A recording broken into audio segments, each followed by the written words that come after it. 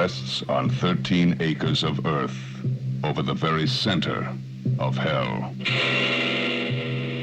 Here is the first motion picture to offer to the daring a look into the final, maddening space between life and death. The last house on the left. To avoid fainting, keep repeating. It's only a movie. Only a movie. Only a movie. Sights and sounds far beyond anything you've tested. The last house on the left. To avoid fainting, keep repeating. It's only a movie. Only a movie. Only a movie. Take as much as you can. Only a movie. What's up, everybody? I am your host, an incompetent police officer who doesn't take missing children reports seriously. And that is my co-host, my smooth-brained deputy who doesn't know how to work a gas pump. And welcome to the Grindhouse Syndicate, where today we cover one of the most controversial grindhouse horror films ever made. Today we are talking about Wes Craven's The Last House on the Left from 1972. So, this is a movie that I have attempted to not cover for some time now. Jordan wanted to do it. I am not excited about doing it. Well, to avoid fainting, keep telling yourself it's only a podcast. It's only a podcast. It's only a podcast. I don't really like this movie.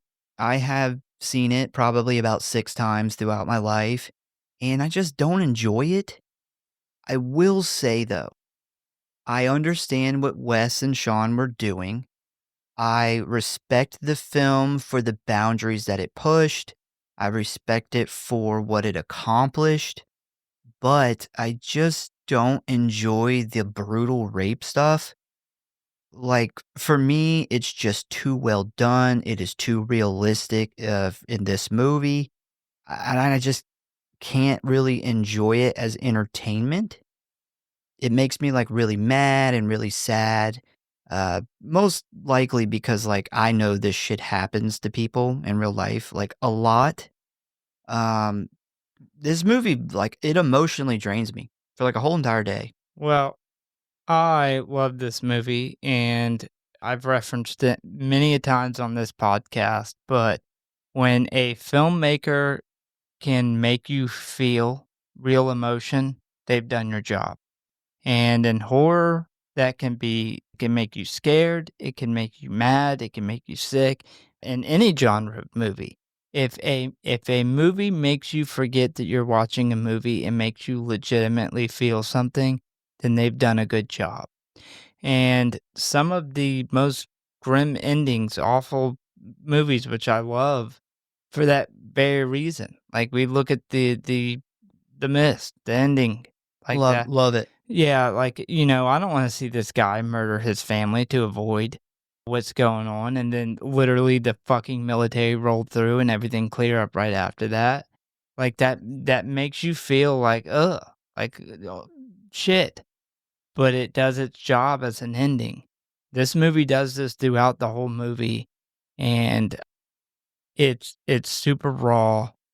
The way it was shot, it feels real. It feels raw, which I think just adds to that.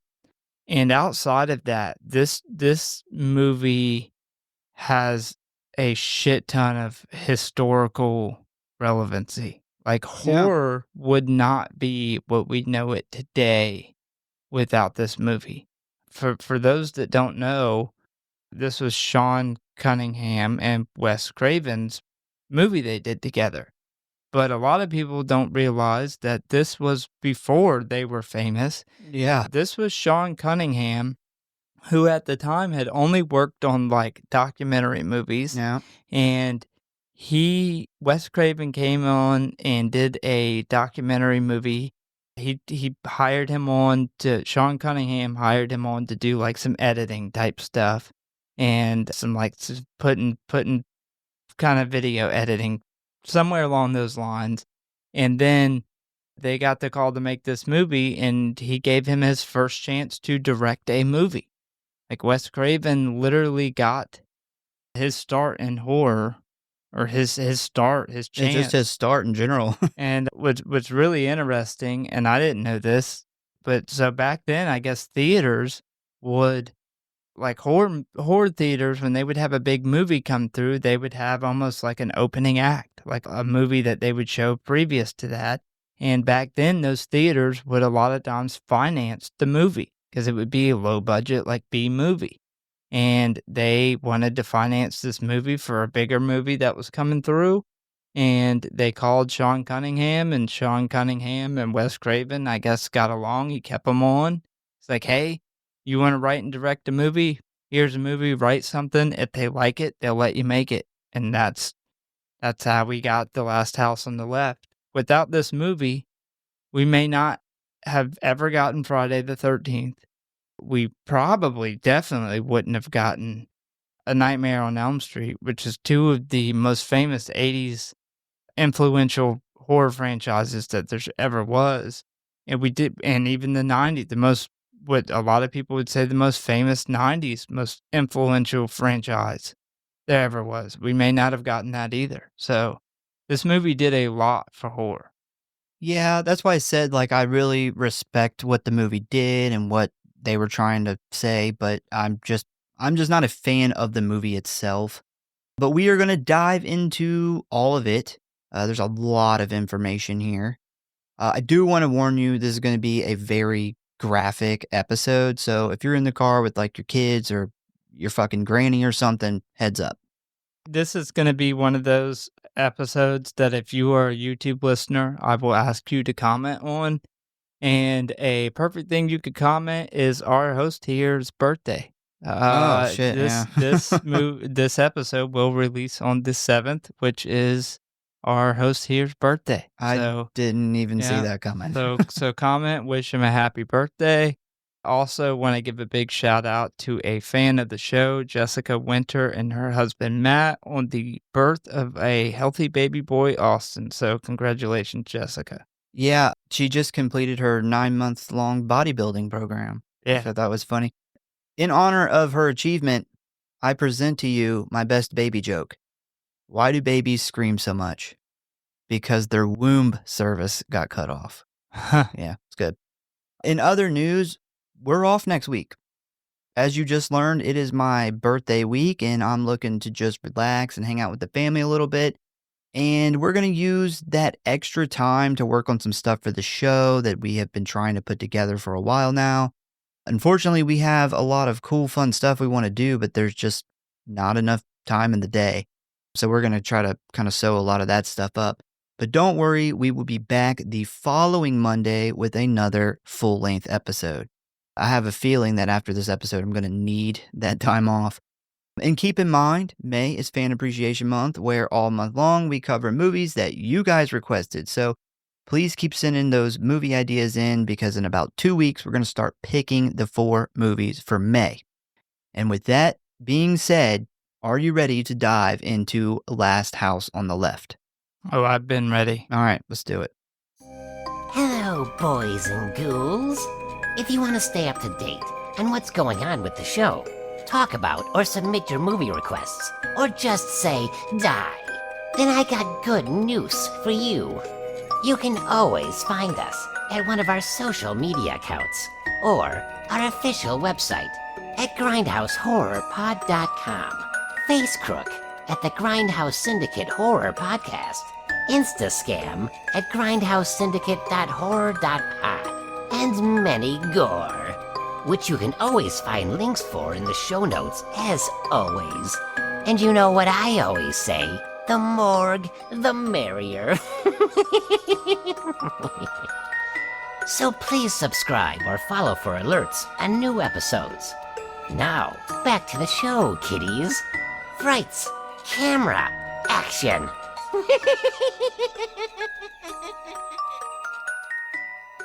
And if you really love us and don't want us to get kidnapped on our birthday while trying to buy some grass, give us a review. The Last House on the Left is a 1972 revenge horror film written and directed by Wes Craven in his directorial debut and produced by Sean S. Cunningham. The film stars Sandra Peabody, Lucy Grantham, David Hess, Fred J. Lincoln, and Mark Scheffler. According to writer and director Wes Craven, the film was based off of the 1960 Swedish film The Virgin Spring.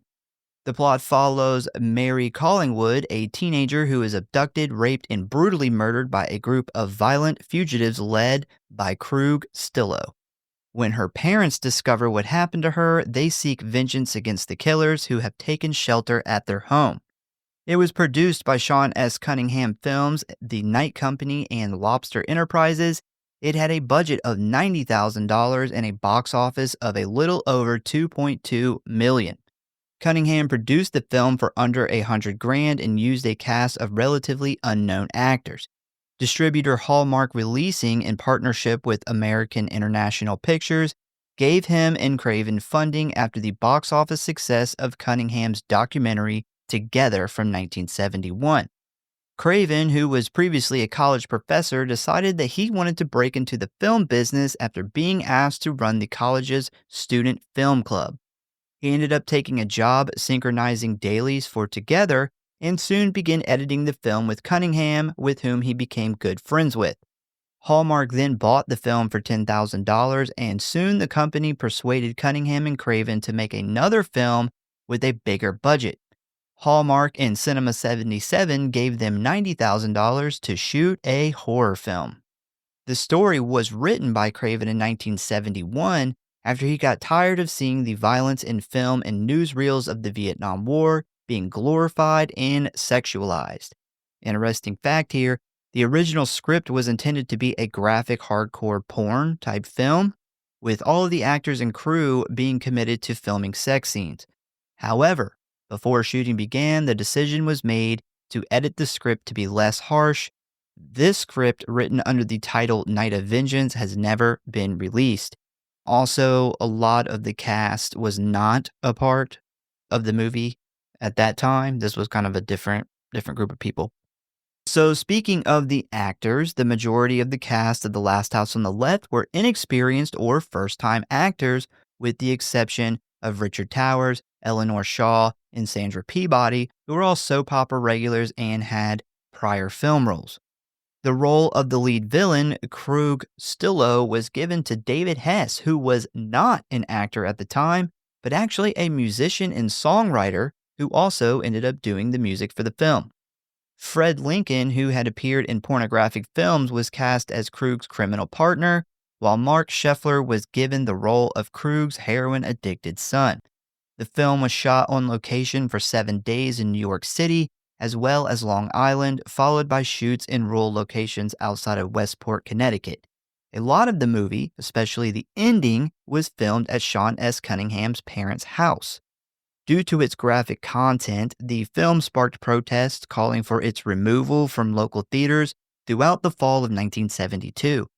Promotional material capitalized on the film's graphic content and diverse reception, featuring taglines such as, "To avoid fainting, keep repeating, it's only a movie." The tagline was so successful that it was repurposed by many of Hallmark's other releases, such as "Don't Look in the Basement" and "Don't Open the Window." Newspaper advertisements featured lengthy statements from the film's producers defending it against claims that it sensationalized violence. Promotional artwork accompanying such statements included a warning that the film was not recommended for persons under 30. The film continued to be screened throughout the United States in 1973. Though the film passed with an R rating by the MPAA after numerous cuts were made, director Craven claimed that on several occasions, horrified audience members would demand that the theater projectionists destroy the footage, sometimes even stealing the film themselves. John Sacco, a British film archivist, recalled discussing the film with an American theater owner, saying, "Projectionists were so offended that they would just cut up the film as they were watching it.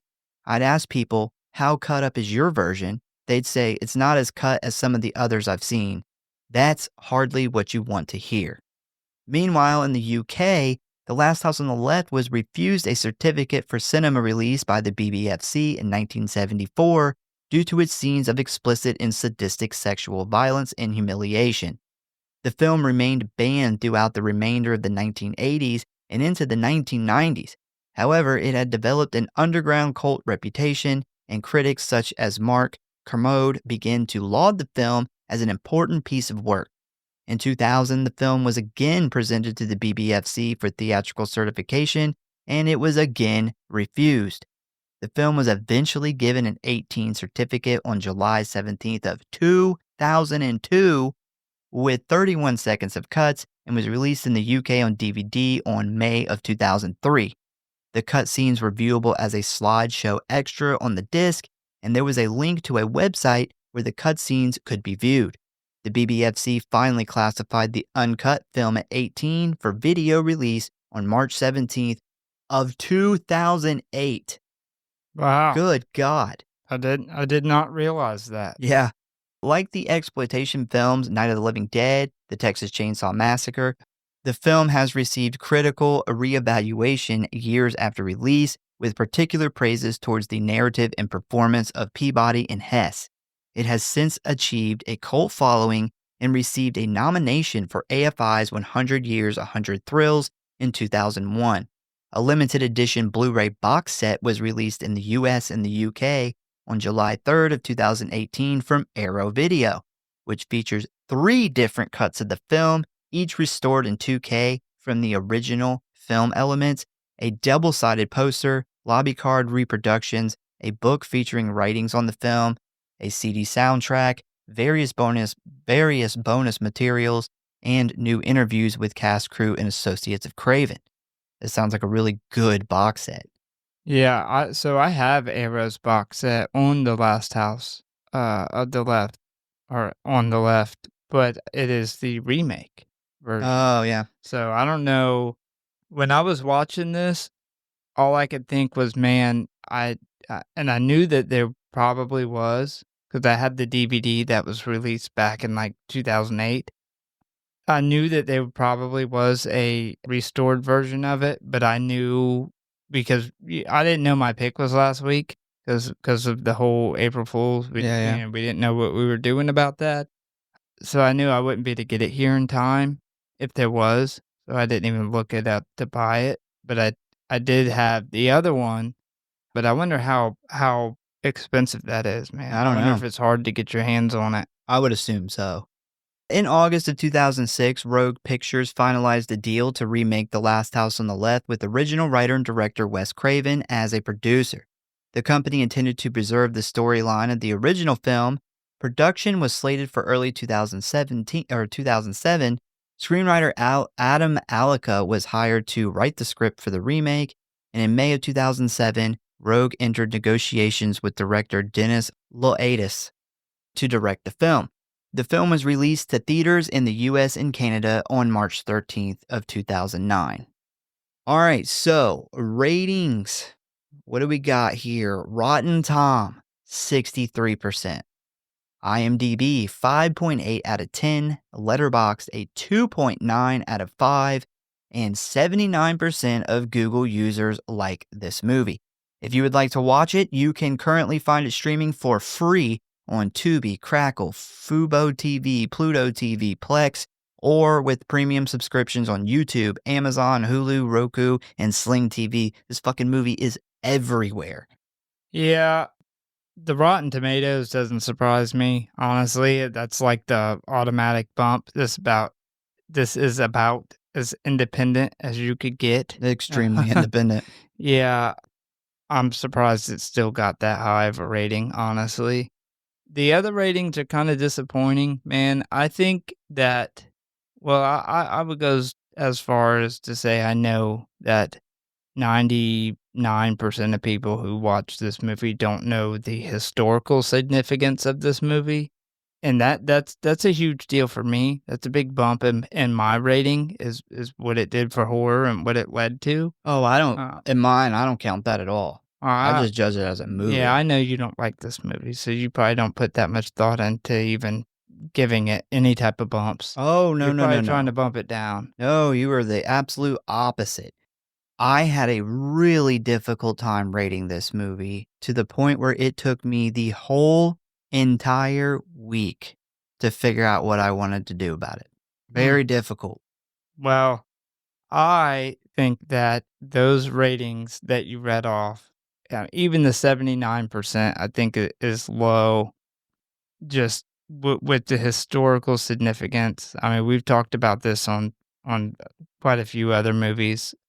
When you add that with the movie itself and, what it did for horror and then what they were able to do, and then you take in their budget and the constraints that they were under and the things they had to do to make this happen. I mean, goddamn, this was Wes Craven's first fucking movie. I think it deserves a higher rating. Just imagine this. At one point, there was an office. They said the office and the name of the office in the little documentary I watched. Sean Cunningham was talking about it. But imagine this. At one point, there's a 20-something-year-old Sean Cunningham, and in walks some unknown guy named Wes Craven looking for work, and he hires him on this documentary movie that he's making. And these two unknown guys to the horror genre, literally that one connection changed so much in horror. Yeah, but not everyone rates a film based on its historical value. No, but what I'm saying is a lot of those people probably don't know the historical value of that, and it would probably greatly affect their view on the movie if they knew those things. I mean, there was things that I learned that I didn't even know, as far as like them working together on the documentary prior to that and how they initially met. But yeah, I get that some people don't put that in how they rate a movie. And I also get that a lot of people don't like when movies, I would go as far as to say probably a majority of people don't like when movies give them bad feelings. There's certain people who really like that, and there's certain people who don't. I think that a filmmaker does their job when they can make you feel something. All right, so let's dive into the plot of this movie. So we start out with some white text on the screen that says the events you are about to witness are true. Names and locations have been changed to protect those individuals still living. We then get a couple of scenic shots of the water and the woods before the camera finally settles on a mailbox that belongs to the Collingwoods family, where in red above the name we see Mary drawn in marker next to a heart with an arrow in it. And this Mary is our main character, Mary Collingwood, and it is her 17th birthday. And according to the mailman, she is very popular because of how beautiful she is. Which I just want to point out, this fucking 60-year-old dude says, quote, "She is about the prettiest piece I have ever seen." Yeah, that wasn't as weird to say in the 70s. I guess you could get away that with it. aged really badly. It's a weird thing to say. Definitely not 17, though. I don't know how old she was when this movie was shot. Oh, she was about 24. I know she was an adult. Yeah, there's nude scenes in it. She's about 24, but in the movie, she's 17. Yeah. She's been 17 for not even 24 hours. We then get a quick little shot of Mary getting out of the shower where we see some boobs. And I'm sure this geriatric mailman would have himself a heart attack at the sight of this. So next up, we meet Mary's parents, Estelle and Dr. John Collingwood, and they are hanging out in the living room when Mary suddenly comes in preparing for her night out on the town. Dr. John then calls out his teenage daughter for not wearing a bra. And he says, with the calmest tone ever, "Look, Estelle, you can see her nipples as plain as day."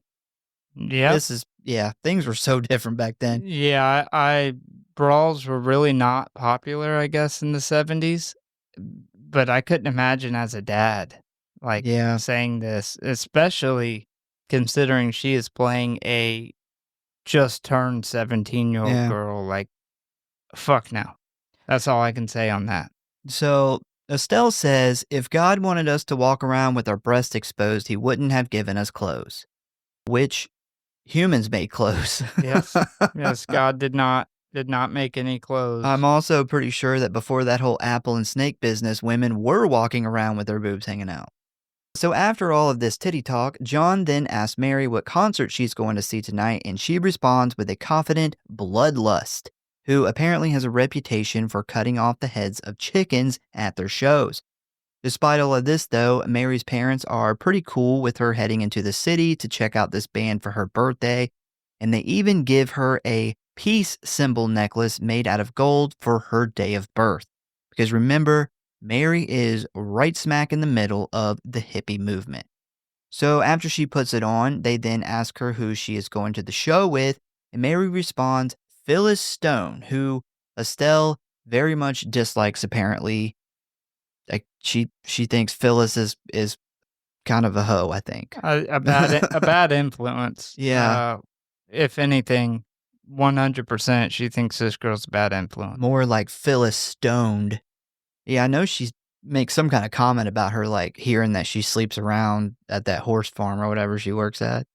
So when Phyllis shows up at the house, this is funny, Estelle asks her what her parents do, and she answers they're in the iron and steel industry. Her mother irons and her father steals. So that tells you where she comes from. Yeah, I thought it was funny how her mom was like, iron and steel, that's rare. I would have never thought that. I would have thought that they were just in the metal business. But yeah, I've loved the my mom irons and my dad steals comment. So after this, we then jump to Mary and Phyllis running through the woods towards a stream where Phyllis has a bottle of liquor chilling in the water. And while hanging out drinking, the girls decide that they want to try to score some weed before the concert.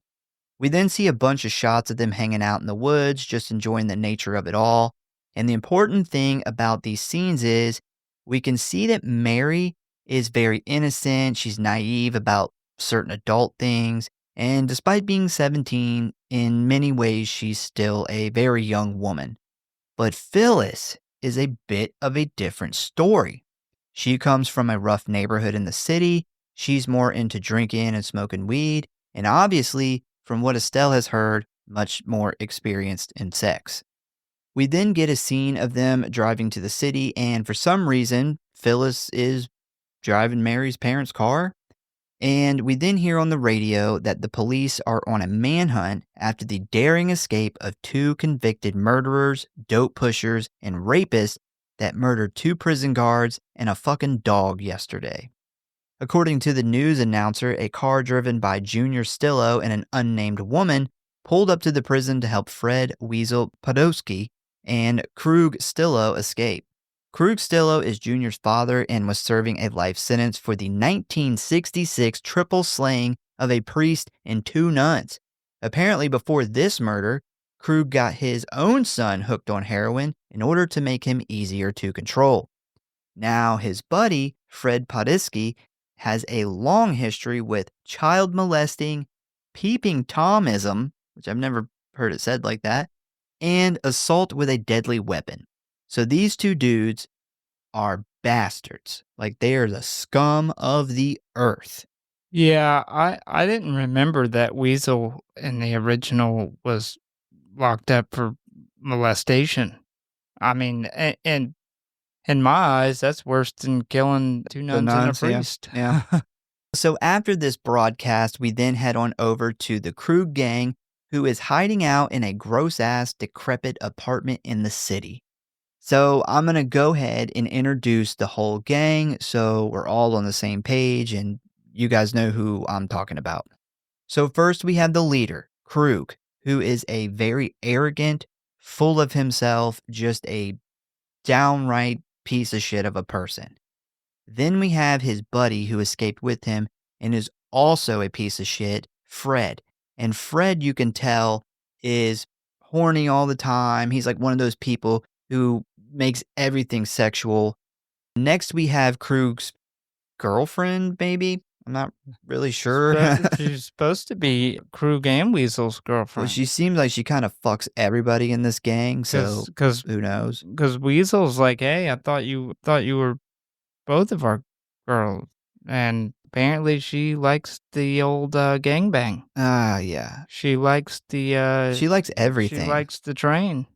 So Takes the subway. she is a very mean and heartless woman, and her name is Sadie.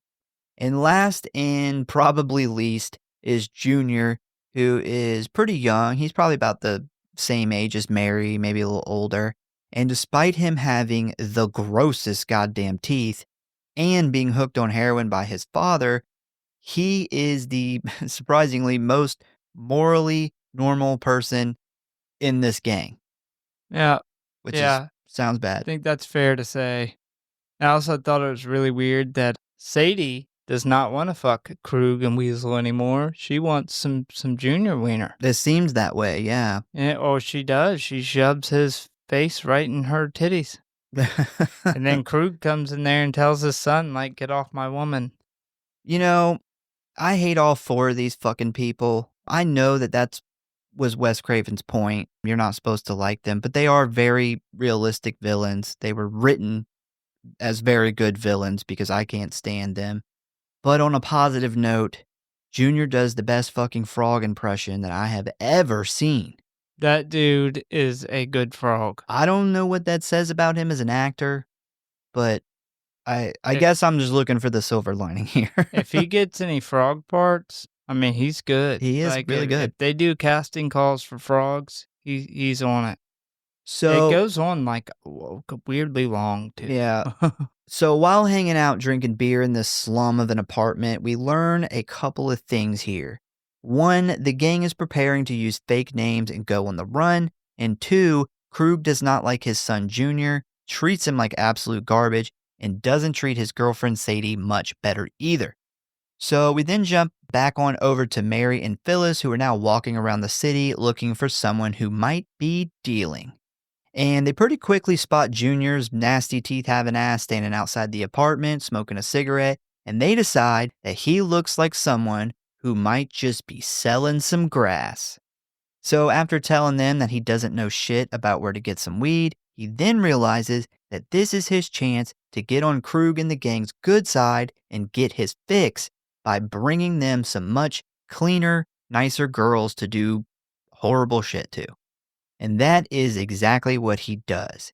He quickly calls them back over, and he lies by telling them that he has some Colombian good stuff to sell them for a pretty fair price. He says $20 for an ounce, which in today's money would be $150. Yeah. If anybody ever tells you, hey, I don't have any weed, and then calls you back over and is like, oh, I forgot, I do have some weed to sell, that's probably a red flag. Yep, definitely. So they're like, hell yeah, we want some of that weed. And Junior takes them back into the apartment where the first fucking thing they see is Sadie laying on a dirty mattress on the floor and Fred sitting in a chair playing with his gross-ass Flintstone feet. And as soon as they step inside, Junior immediately jumps behind them and deadbolts the door, causing the girls to immediately realize they've done fucked up. They then turn and try to get the door unlocked, but the whole gang quickly jumps up and grabs them, with Krug standing in the corner smiling, telling Junior he did a good job while tossing him a bag of heroin. Phyllis then says that if they don't let them out of here right now, that she's going to start screaming, when suddenly the gang's smiles and laughter vanish as Fred pulls out a switchblade, threatening to stab her. We then get this kind of sad scene. Like, it becomes sad later on, but it is of Mary's parents hanging happy birthday decorations and baking their daughter a birthday cake together for when she arrives home. By the way, the music in this scene is just off. Like, it doesn't fit this movie. There's a couple scenes in this movie where the music is really off. There's a minute. And I will say, out of everybody who did a great job on this movie, whoever scored it did not. David Hess. Well, David Hess scored the movie. David Hess was obviously having some hearing issues, I guess. or something. It's like ragtime piano is what it is. It's bad. There's a scene, I'll bring it up, we're about to get to, but it's just like the music is just so off Oh, for yeah. the scene.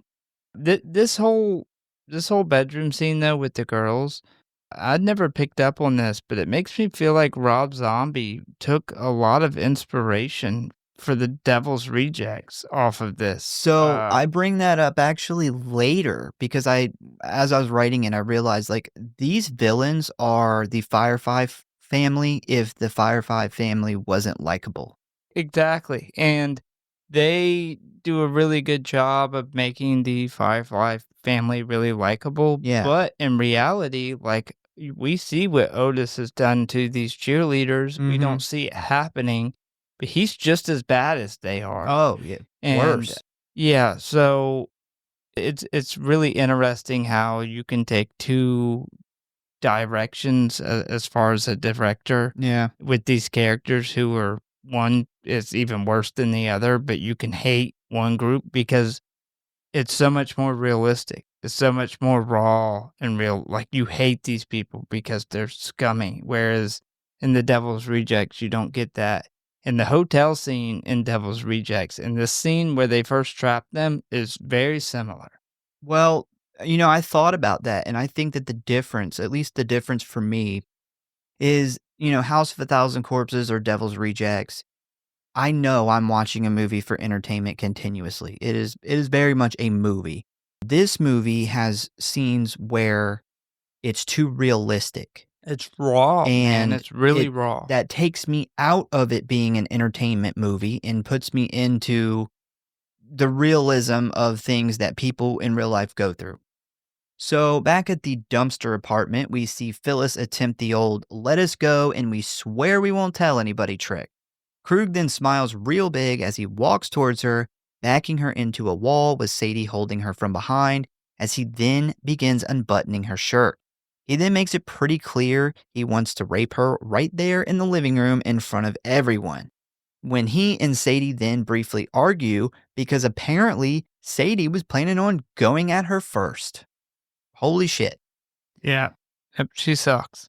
While Krug is shutting that shit down, Fred jumps in and smells her titties, which is weird. Weasel Fred, he's a creep, man. Definitely. When a now very angry and disgusted Phyllis spits in his face, this immediately sets him off, where he raises the knife to stab her until Krug grabs his arm and says no. He then punches her in the gut so hard she falls to the ground, and once she hits the floor, we see Fred, Krug, and Sadie jump on her and begin ripping her clothes off. Junior just stands off to the side like a fucking loser as the camera begins to zoom in on Mary, who is obviously scared to death as she watches helplessly as Philip says no and please stop. These motherfuckers are like vultures, dude. They're like human, vile demon vultures. Yeah. Yeah, they're pretty awful. And them like making her undress in front of everybody and then the stomach punch and stuff, man, so much of that just Devil's Rejects. Yeah. Man. I feel like Rob Zombie, it's so much of it's similar that I feel like he did that kind of as an ode. I don't know Well- that, but it feels like it may have been an ode to this movie. If that's true, here's the unfortunate thing. He took characters and he did the exact thing that Wes Craven was making this movie against, which was taking these vile characters and glorifying them. And Wes Craven hated that. Well, Wes Craven would probably hated Rob Zombie's style of making Yeah. horror movies. Yeah. I could definitely see him not being a big Rob Zombie fan. Yeah. So we then jump to early the next morning, which it kills me to know that these girls were stuck in there with these fucking terrible humans all night into the morning. But we see Fred standing at the back of the car waiting to open the trunk as Junior signals that the coast is clear. Krug then comes running down the fire escape holding a gagged and blindfolded Mary, where they then place her in the trunk with her friend Phyllis. And again, This, what the fuck is up with this music? yeah, this is where the music really hit me. Like when they're going down the stairs with her, it does not fit the movie at all. No, this is music for if four idiots are driving down the road and they decide they want chocolate milk. and they decide to stop and steal a brown cow, but then they can't figure out like how to get the cow and all four of them in the car at the same time. Just some This is fucking goofy The shit. the Three Stooges is Yeah. what came to my mind. It's Like, this is something that would be in a Three Stooges movie. Yeah, it's just awful. It's so awful. So after they throw both girls in the trunk and take off, we then jump on over to Estelle and John as they call the concert venue looking for Mary, who obviously didn't come home last night. The venue manager then says that he hasn't seen her and the concert was over at 2 a.m. Estelle then gets off of the phone where John can tell she's very worried about her daughter. And he decides to try to comfort her by saying that they will wait an hour and if she's still not back, they'll call the police. He also says that Mary is fine, she's just being a teenager, and this is just her way of telling them that she is grown up. This kind of makes Estelle feel a little bit better about the situation, where we then hear her blame this all on that goddamn bitch Phyllis Stone. Yeah, I think that's really realistic too, man. There's a lot of parents that, their kid gets caught up in something bad, they immediately just assume it's who they're hanging out It's with. the friend.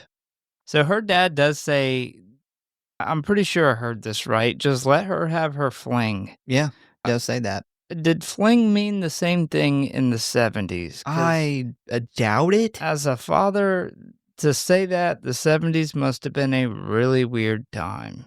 To be like, just let my 17-year-old daughter have her night of sex out. Yeah, I feel like maybe back then fling was just like fun or something. I don't know. So after that, we then jump back on over to the gang who is driving down the road with the top down as Sadie rides Krug's dick in the back seat. And Fred just sits next to him and attempts to have a regular conversation. I don't know what to say to that. What the fuck is this? I This don't is know. It weird. just doesn't surprise me with these people, with this group of people. Not surprising at all. At first, I thought she was just like grinding on him, but it seems to No, be that they full-on were sex. having the sexes. And once again, the music here. So besides the fact that it's kind of odd for the scene, that's not what I want to talk about. What I want to talk about is the lyrics. It says, Krug, Fred, and Sadie having some fun with those two lovely children and we'll off them as soon as we're done. That is dark as fuck. Yeah. That is depraved. And the wild part about this, David Hess, who plays Krug, actually wrote and performed this song for the movie. It is a song about raping and murdering children, and it is like set to this happy-go-lucky tune. Yeah. I knew he wrote that song. I didn't know he did like the entire score for it. Yeah. Well, They didn't have money to hire somebody to do the music, and they were like, well, you're a musician. Can you do the music too? And he was like, sure. He is a much better actor than he is musician. Well, I'm not gonna put it all out on the table, but I am gonna put it out on the table here. I've seen interviews with many people, including him. I don't like David Hess. Like, I think he's a bit unhinged, at least back then. And I think that he was, at least back then, a very kind of, he's an asshole and he thinks a lot of himself. And we'll get into more of why I dislike him later because it gets pretty bad. Well, so the interview that I seen with him on the documentary, he was old by that point, and he didn't seem like unhinged in any way. He was very calm and talking about the movie, and he talks about how he ended up getting the part. So the guy who plays Barney fucking Fife, the Yeah, cop, originally went in to play Krug, and he didn't want to play that part because he liked I don't blame comedies. him. So he brought in David Hess, who Mhm. was a friend of his, and apparently they put on like a bunch of jackets to make him bigger, which Yeah, really wasn't needed because the guy's attitude is what makes the character. Yeah. And I will say, like, and he said, Wes and Sean did a great job for what they were doing. They made the movie that they were trying to make, but they did such a good job with it. it kind of typecast him in that, like, people were legitimately scared of him after this movie. Well, a lot of people said that it wasn't a lot of hard acting for him because a lot of that was his personality. They said that's why he got the job immediately was because how he came in. Because he runs into this audition office and he's like, what do you want? I heard you wanted me down here. What do I got to do? Like he was immediately like he was an asshole to them. Well, so the way he tells the story when he was older is that the guy who plays fucking Barney Fife that got him the job, apparently they told him they wanted somebody bigger and he really wanted his friend to get this job. So they put like fucking 7 coats on him. So he was like dripping in sweat when they got there. He was burning up, said he was like on the verge of a heat stroke. So he was already cussing everybody in the car, wanting to know why he had to wear all those jackets. So yeah, he said when he got to that interview, he was already like to that point where he is in the movie where he's, sweaty and agitated. And So after that abomination of a song, we then jump on over to the Collingwood residence where Estelle and John have finally called the cops. Unfortunately, though, the cop is a fucking idiot, and while sitting in their living room eating a piece of Mary's goddamn birthday cake, tells them that they get a lot of calls about kids running off to the city for a few days. Thankfully, though, we don't spend too much time with Sheriff Porky Pig, as we then skip back on over to the gang, who is now broken down on the side of the road. So Krug goes to get the toolkit from the trunk when suddenly Phyllis bites him on the arm. This causes him to get pissed and pull the 2 girls from the trunk and tell Fred that they are about to have a little fun. While Mary is sitting there waiting to find out what the gang plans to do with them next, she looks over at Fred, who just so happens to be standing right next to her motherfucking mailbox. It is gut-wrenching to find out that she is so close to not just her parents, but the police. yeah, I would have made a run for it. I would have risked it all. Like, even if they killed me, I at least died in my front yard or on my doorstep or something. I think I would have booked it, that being that close to my house. yeah, I agree. I probably would have made a run for it too. But yes, it is very gut-wrenching that she is that close to home. So, right as we see Sheriff Porky Pig and his smooth-brained deputy leaving the residence, the gang takes the girls into the woods next to the house. As the cop car pulls out of the driveway, they spot the raggedy-ass broke-down car, and they kind of look at it for a moment. When the deputy asked about checking it out, Porky Pig says, "Fuck that, keep on driving." Yeah, he literally says, we got a Mary to go find. Yeah. And after he just explained to the parents that there's really nothing else they can do is wait for phone call. We also find out a little bit later on that they didn't go do shit. They went back to the station and played checkers. So, Yeah, they suck. yeah, both of these cops are fucking awful. I dislike them so much I didn't even bother to learn their names or put their names in here at all. So the gang takes the girls way back deep in the woods where Krug instructs Fred to pull out his knife. And he says that if he tells Phyllis to do something and she doesn't listen, Fred is to cut Mary, which of course excites Sadie and Fred.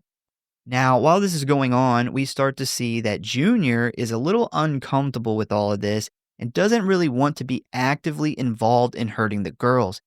He is also starting to feel withdrawals coming on from a lack of heroin in his system. So they then untie and gag Phyllis and instruct her to stand up as Krug sits on a rock and lights a cigar. He then takes a couple of drags, smiles at her, and tells her very directly to piss her pants. At first, Phyllis is pretty confused about this, and after he repeats himself, she then looks at a laughing Sadie and Fred and calls them sick motherfuckers. Krug then gives Fred a nod, where we then see him slice Mary's abdomen, causing her to let out a scream in pain. Realizing that these pieces of shit are serious, Phyllis then begins to pee in her blue jeans as everyone but her and Mary burst out laughing. Krug then orders the now scared and embarrassed Phyllis to remove her pants, to which she turns and walks a couple of feet away and pulls her pee-soaked pants off. As Phyllis now stands there in her underwear, Fred pulls Mary up from the ground, unties her, and removes her gag. He then pushes her towards Phyllis and Krug demands her to hit Mary in the face. She then raises her hand back, and right before she swings, she says, "I'm sorry, Mary," as she weakly hits her in the face. Now this hitting each other and the piss yourself. This is all Devil's Reject. He had to have taken inspiration or did an ode to this movie. Oh, I 100% think he did. So many similarities there. So unfortunately, though, this definitely wasn't good enough for the deranged Krug, as he then demands she punch her in the stomach as hard as she can. And right as he says this, a very uncomfortable Junior hits his breaking point and yells at his father to stop it, claiming that he is going to kill someone if he isn't careful. Good for Junior, but his dad has already killed people. I don't think he's going to give much of a fuck about these two young girls. Yeah, he's literally on the run from prison on a life sentence, murdering people. Yeah. So Junior's outburst immediately sets Krug off as he quickly grabs him by the jacket, jerks him down to the ground, and asks him what the hell he thinks he is doing. Junior quickly realizes he fucked up by attempting to stand up to his father and settles down immediately, telling his dad instead of hurting them, he should make them have sex with each other. And it is at this point in the movie that things get really bad, and I typically want to mentally check out at this point. So Krug and the gang like Junior's idea, and they all get up and surround the girls who are kind of huddled together in fear. The camera then pans over to Fred, who is like stroking his face with his knife blade, staring very intensely at them. We then see Krug grab Mary's shirt and begin to violently rip it off of her. After leaving Mary topless and upset, he then removes Phyllis's top, leaving her almost completely naked. The gang then demand the two girls perform sex acts on each other, and when Mary basically freezes in fear, Krug stands behind her and pushes her into her friend. Phyllis realizes pretty quickly here that if they don't do something to satisfy this group right now, things could escalate, resulting in her or Mary getting very badly injured or even killed. So what does she do? Well, she leans in real close, attempting to get Mary to snap out of it and join her. Mary then covers her eyes while crying, telling Phyllis that she can't. Phyllis then kneels down in front of Mary in preparation, when Krug then jumps back in and begins to quickly remove Mary's underwear, causing Mary to sob even more. Now that both of the girls are completely naked, Phyllis then places her hands on Mary's face very gently, looks her in the eyes, and says, it's okay, it's just me and you here." Phyllis then holds Mary tight against her body as Fred removes Mary's panties from her ankles, and as soon as she is completely free of any clothing, the two girls softly fall into the autumn leaves spread out all over the ground. As a now defeated Mary lays on the ground, Phyllis goes to perform oral sex on her, and right before she begins, she said, "It's okay, I'm not going to hurt you," when cuntbag Sadie then yells at her and pushes her head into Mary's crotch. Okay, so here's the thing. I never thought that I could hate this scene more than I already had until I did my research for this episode, and I discovered something that makes it so much worse. So David Hess, Fred Lincoln, and the girl who plays Sadie, I don't remember her name, so our three main bad guys here, they decided that they were going to do some method acting on the film. And they treated Sandra Peabody like shit the whole entire time, including when the cameras were off. Sandra Peabody didn't really want to continue with this movie because she had no idea all of this was going to happen. She actually even left the movie twice, but Craven talked her back. Now, these scenes weren't really scripted out. So Wes just let these three actors, like he gave them a broad thing of what they needed to do, and he just let these three actors come up with whatever they wanted to do. Sandra Peabody was very scared of David Hess. She worried that he may even take it too far and possibly kill her at some point. She thought he was crazy as fuck. So the part here where he is removing her underwear and she's like trying to tell him no and she's like crying and all that shit, that is all real. She did not really want to do the scene. She didn't really want it to be this way. Like no one had told her when she joined the film that these guys are going to be like ripping her fucking clothes off. So this is a very real reaction from her. This movie fucked her up really bad to where she will not hardly talk about this movie still to this day. And it gets a little worse. Like this ain't even all of it, but yeah, this makes this scene a lot worse. Is that the one that played Phyllis? No, she plays Mary. Mary, okay. Yeah. So after the girls are, kind of finished, Phyllis is just sitting there while Mary continues to just lay there in the dirt and sob while Sadie performs oral sex on her. Krug then walks up to Fred and tells him that he is heading back to the car to get something to cut firewood with, and Phyllis overhears this and realizes that he is heading to the car to get something to kill them with. So Krug then leaves, tasking Fred and Sadie and Junior to watch the girls and make sure they don't escape. Phyllis decides to take a chance and asks Fred if she can put her clothes back on until Krug returns, and surprisingly, he lets them. She then leans down face to face with Mary and whispers that she is going to make a run for it, and when they chase after her, it's Mary's turn to escape.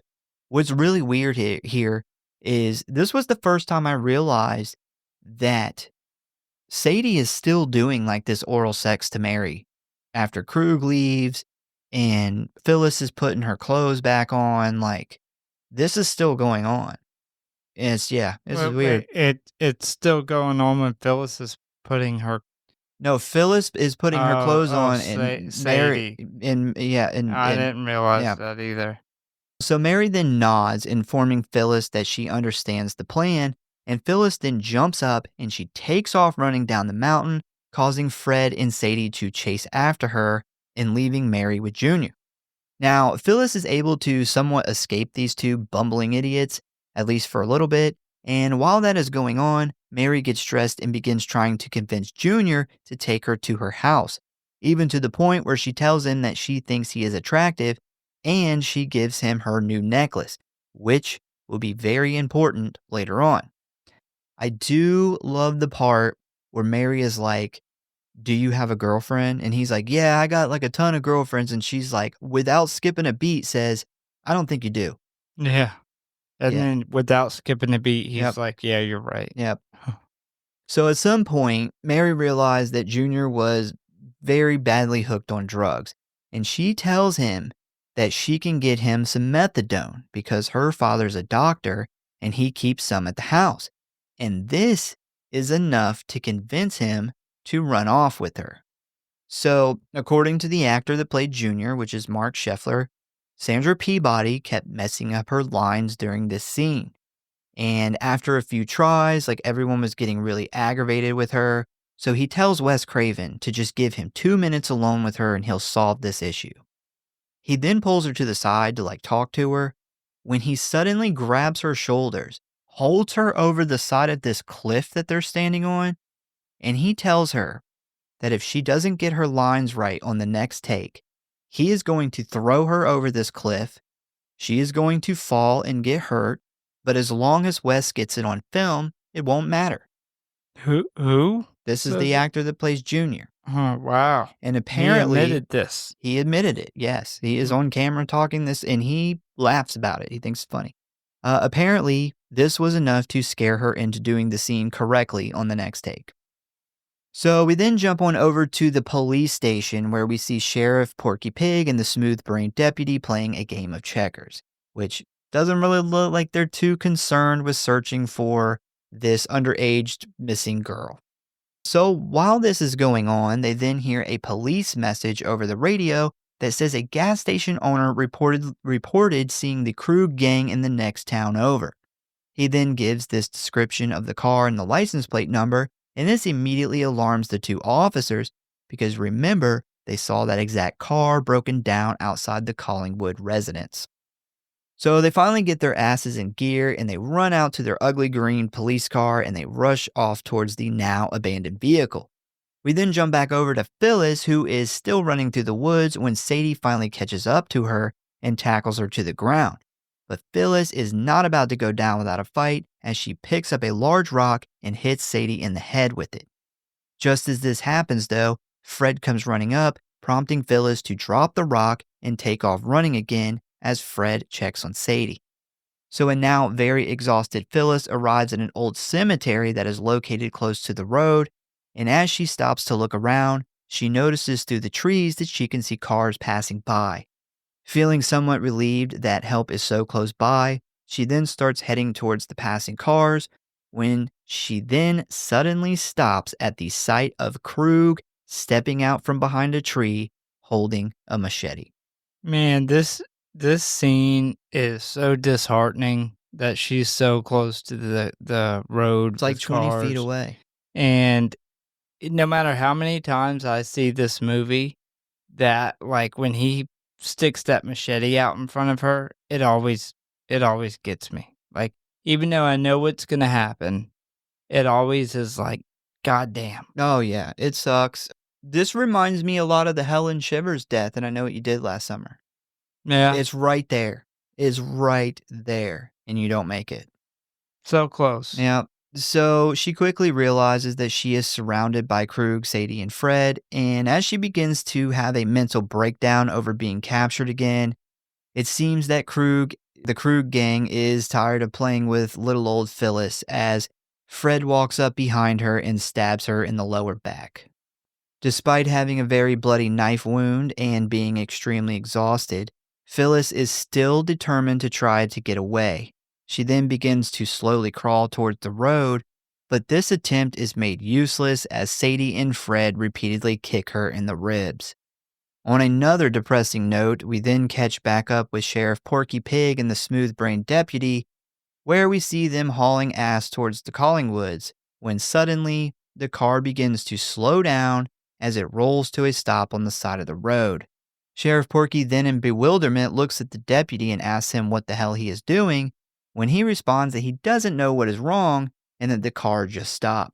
The sheriff then looks over and realizes that the car has ran out of gas. So the only hope of law enforcement saving these two teenage girls has just been squandered by these two fucking idiots not putting gas in the car. They both blew it. Yes. He, the younger one, fucking Barney Fife, blew it by not putting gas in the car. And the fucking fat ass blew it by not stopping at the car initially. Yeah. Yeah, they suck. So, meanwhile, back in the woods, we see that Phyllis has finally given up and leaned up against a tree as she slowly bleeds out from the knife wound. And of course, the Krug gang has to take this opportunity to make Phyllis's last moments miserable. As Fred then leans down face to face with her and begins talking shit, Phyllis attempts her last act of defiance as she spits a huge glob of blood into Fred's face. I will give it to Phyllis, man. She never gave in. She didn't. Yep. She, at times was probably a little too cocky in certain situations, but I don't blame her for this one. Yeah. Yeah, you're done. You know they're gonna kill you, so might as well get that spit out. Fred then jerks her up and passes her off to Krug, who begins holding her arms from behind, as Fred then begins repeatedly stabbing her in the stomach. He then passes the knife off to Sadie, who also starts stabbing her a bunch, but this time she begins twisting and cutting with the knife, basically disemboweling this poor girl. Yeah, Sadie twisting that fucking knife in her. That shit was gruesome. And for such a low budget that they shot this on, yeah, that was gruesome. Yeah, Phyllis's death, man, is... I mean, I know Mary is the main character, and Mary's the more innocent one, so it's, it's really heavy when she goes. But Phyllis's death is rough. And one of the reasons I say that is because she made a plan to run off and get them to follow her for hopefully her friend, who we've learned earlier, she hasn't known like a super long time, just to give her a chance at getting away. She's also the one who's, like, consoling her Yeah. when they're trying to make them have sex, and she's like, "It's just me and you, like, it's okay," And that was all improv. yeah. That girl came up with that all on her own. So props to her for that. I did see her in the interview. She didn't seem to have nearly as bad of a time. Yeah, they didn't really they don't ever say why, but they only really wanted to fuck with the girl who plays Mary. I think maybe because she came from a more upper middle class and she was in soap operas and stuff, and I think maybe that's why they fucked with her so hard. I'm not sure. Yeah, it's weird because the guy who played Weasel, who in the documentary, because she's the only one not in the documentary. Yeah. The girl who plays Mary, and he said like she was scared of them the entire shoot. Yeah. Like, even off scene. And he was like, it was really weird to him because they knew each other really well. They had the same agent and had even went and read for parts together before. Yeah, so most of this was David Hess. Like, David Hess would do things apparently like at nighttime. They're in their they're, getting ready to go to bed, and he would go and like tap on her fucking window at night and like freak her out. And she's like, "What is up with this fucking guy?" I believe she even said at one point, she told Wes Craven, "I'm positive he's killed somebody before." Well, it sounds like he was a bully, and they didn't fuck with the girl who played Phyllis like that. And so they obviously, he probably picked up really early on that she was legitimately scared and bothered. And he just thought it was funny because was a bully. So after Phyllis finally dies from her wounds, we see Sadie place her hands in like her open, bloody abdomen, and she begins playing with her intestines, which is gross. So while Sadie enjoys some finger painting with Phyllis's blood, the gang then hear in the distance Mary yelling for her friend. We then cut on over to Junior and Mary, where they are both kind of freaking out. Because remember, Junior is on the other side of the fence now, considering he has agreed to help Mary escape. They then begin to run through the woods towards Mary's house when they suddenly run right into Krug, Sadie, and Fred, who are now stained with Phyllis's blood, which Mary immediately notices. Mary then falls to the ground as Krug points the machete at her. When she then asks about her friend Phyllis, they then toss her severed arm on the ground in front of Mary. Sadie and Fred then grab Mary's arms as Krug takes the switchblade and begins carving his fucking name into her chest. This guy is a bastard. I can tell this movie really is a lot more realistic to you. Because, I mean, we cover awful shit that happens in horror movies all the time. And it's and I get it. This movie just has that raw feeling to it, man. It does. It feels a lot more real than a lot of movies like Thanksgiving, where we're talking about a lady being literally stuffed and cooked to death and Yeah. fed to her family. It's just extremely realistic is the problem. Yeah, it's a fucked up movie. It's a fucked up scenario. So Krug then violently removes Mary's pants and underwear as he tells her that she's gonna get hers. And we then see this sick, depraved bastard raping her while the rest of the gang watches. And while this is happening, he lays his body on top of hers, holding her arms down and placing his face right up against hers. And as he is doing this, we just see all of this spit and drool running out of his mouth onto her face. It's pretty gross. This is the scene right here that the first time I seen it got me. Like, this scene is very realistic. It's a rough watch. Him drooling on her face as she's like wincing in pain. It's pretty gruesome. Yeah, well, we're going to talk about that right now.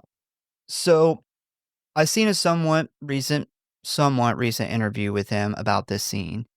And he says that he basically tormented her during the shooting of this movie. He admits that. And this whole rape scene was pretty much improvised by him. And he says that at this point, during filming this scene, he had broken her mentally and emotionally. And this went on for so long that at one point he was on top of her. And this is his own words. He says, "It was so easy. I could have really fucked her right then and there." And he really did think about it because he admits he looks up at Wes Craven and asked him if he could. Yeah. Yeah, it's pretty bad.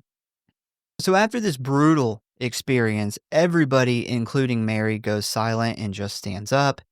Mary, who is now completely defeated and in a trance-like state, just pulls her pants up and slowly walks away, stopping just a few feet away to puke into the bushes. After throwing up a few times, we then see the blood-soaked Krug gang just stand there and watch as Mary recites her bedtime prayer. I will say here, David Hess did a really good job with the music. This is a very sad, somber song. It actually goes with the scene, unlike most of the other music. This was good. Man, the realism is so heavy here to the point where, I mean, Krug even kind of looks ashamed at what he just did. Well, now that we know the actual story, maybe he was. Maybe he was, but yeah, like the whole crew is kind of like, what did we just do? Yeah. And you know, they're talking about it in the car when they're in the trunk before the car breaks down. And they're like, you know, going back and forth on what the worst sex crime that ever happened was. So it almost seems as if like none of them meant for it to go this far, but there's awful people and it did. And now that it's over, they all kind of seem kind of ashamed about it. Like they don't even talk. They don't say anything. It is a weird, it's a weird moment. It And 100% it's very is. real, like as if this really happened. This would kind of seems like it would be the reaction. Like Fred didn't even take a turn there. You know, everybody was kind of just like ashamed at that point. Like, okay, we know what has to happen now. We got to kill her. Yeah. What happened where we let it get that far? Well, that's my problem with this scene and the other rape scene before that is it's just too realistic. I don't like it. They did such a good job, though, that when they marketed this movie in Germany, they actually marketed it as a real-life snuff film, and people believed that for quite some time. Yeah. So Mary then quietly stands up and, without even looking at anyone, just walks off slowly towards the lake.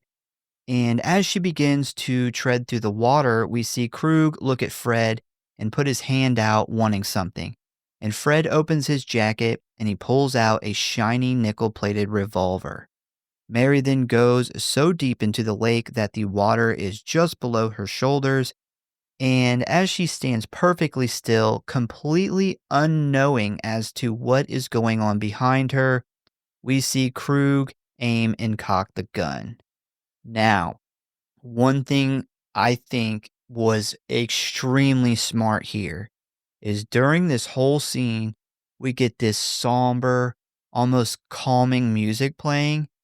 And when Krug fires the gun, which is surprisingly loud, the music instantly cuts. And it almost rips you back into the reality of this like brutal act that we just seen.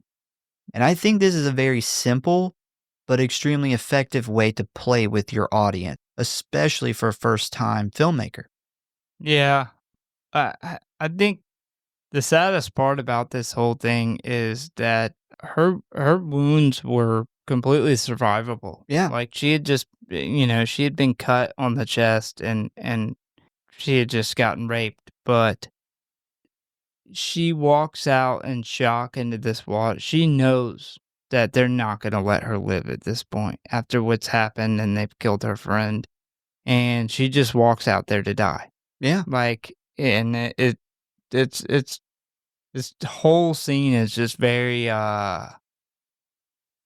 It's super effective, man. It is. Like, I don't care who you are, when you watch this for the first time, it's like, damn. Like, up this whole scene climaxing at this point is like, fuck.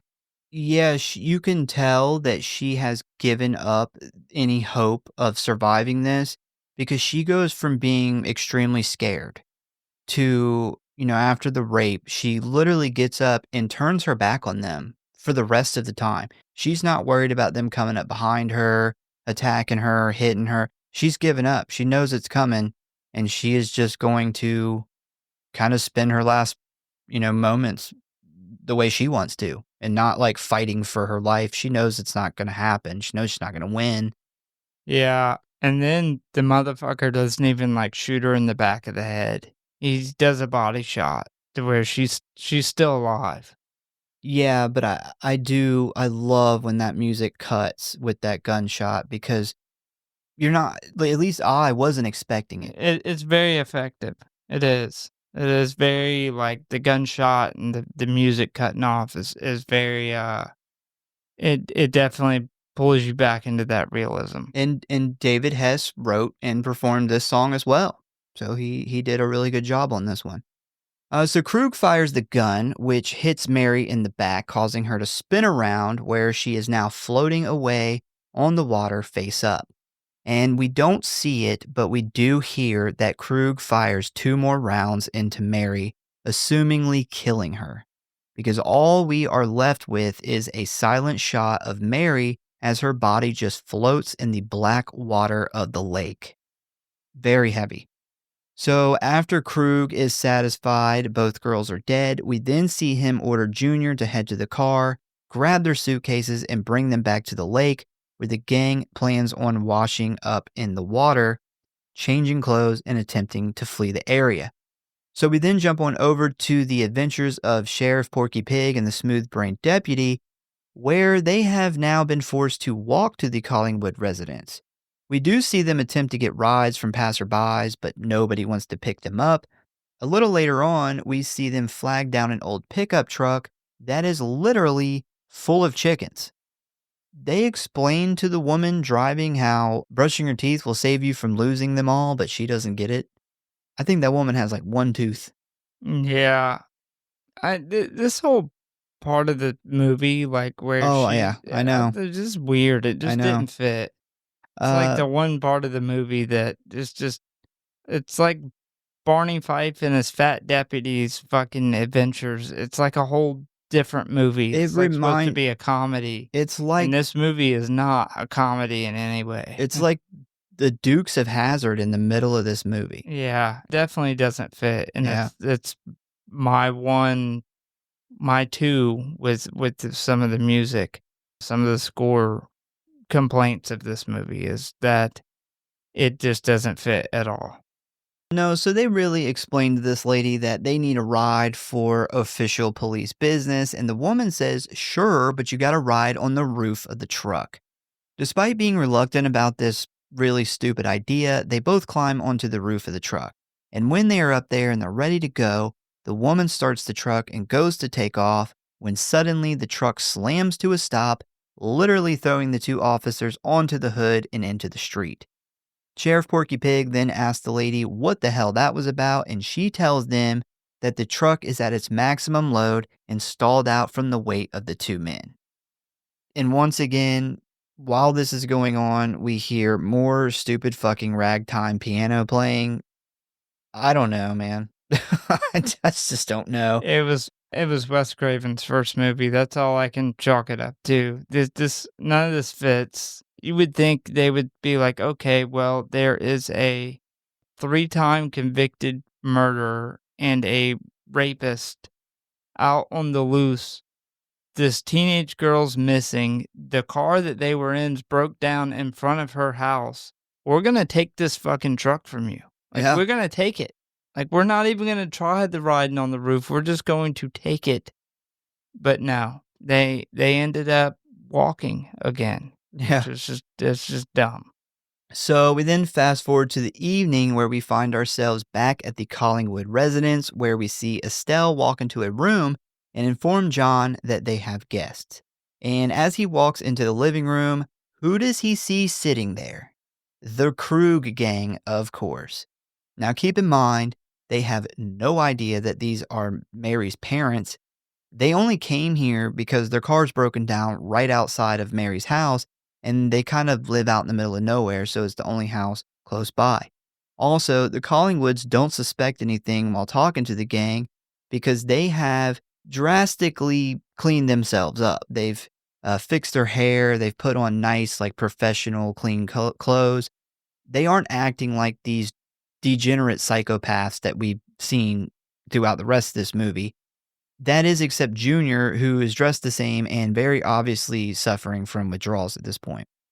So they then tell the Collingwoods about their car breaking down, and Estelle says that the only garage close by closes at 6 p.m., so they will have to wait tomorrow to get their vehicle fixed. Considering their car is still missing from Mary taking it to the city, the Collingwoods are kind of forced to offer the gang to stay here tonight.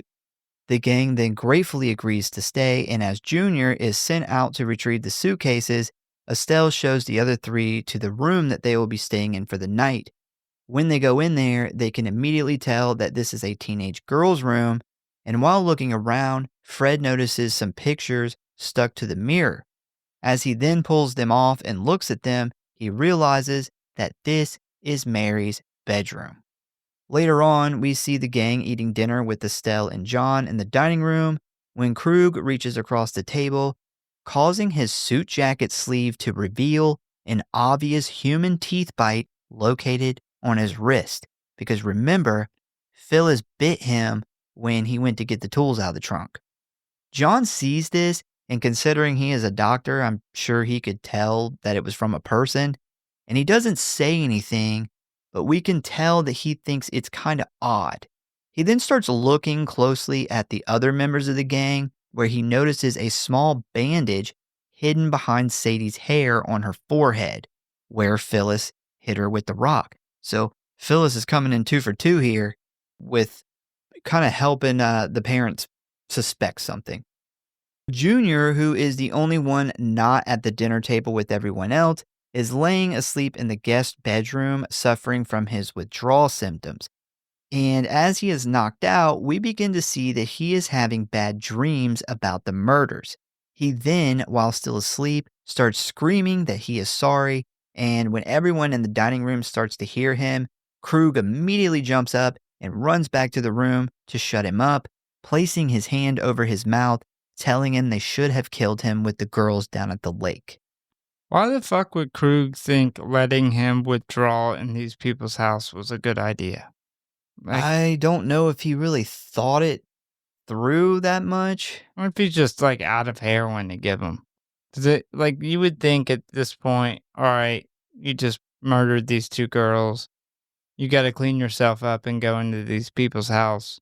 We need to be as cleaned up as possible, not having somebody literally going through full-on heroin withdrawals.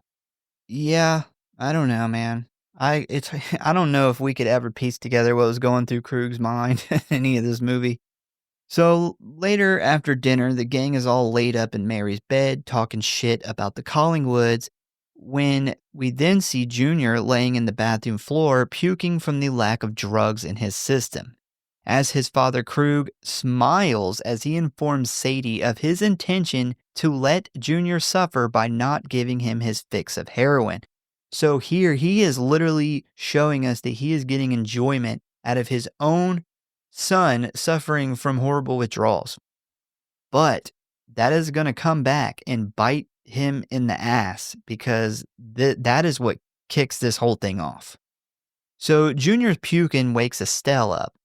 And when she goes to check on him, she notices Mary's birthday peace necklace around his neck. And this immediately puts her on edge.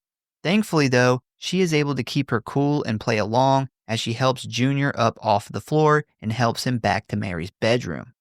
When he goes in and closes the door, she stands there quietly and listens where she can hear Junior begging Krug for drugs. She then heads into the guest room next door and begins looking through their suitcases where she quickly finds the gang's other set of clothes that are stained with Mary and Phyllis's blood. While looking through the clothes, she then starts to hear Junior again asking for his heroin and telling his father that they gotta get out of here immediately before the couple finds out that they killed their daughter. Krug then tells them to shut up or he will end up in the lake with her.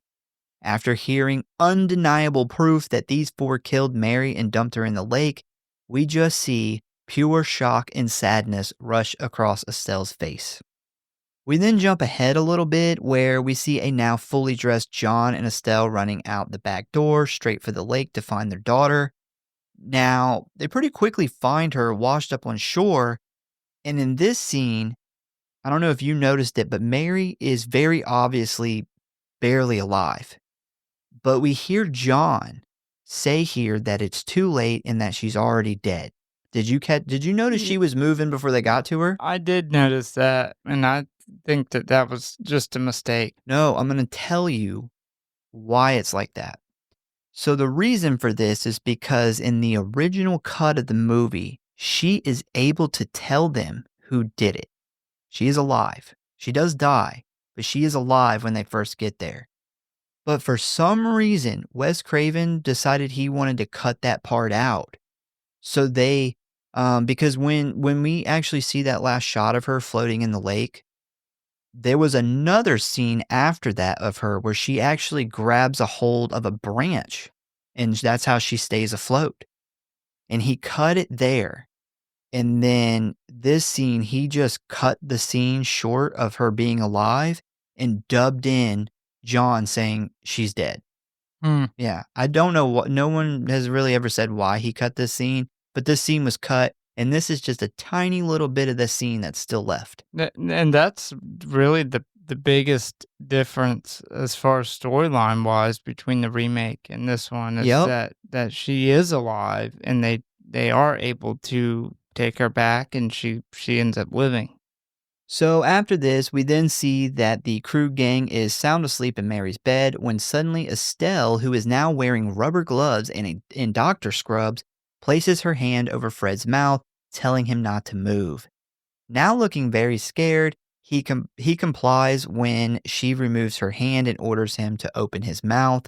We then see John, who is now also wearing doctor scrubs, place a rubber glove on his hand and turn on the lights.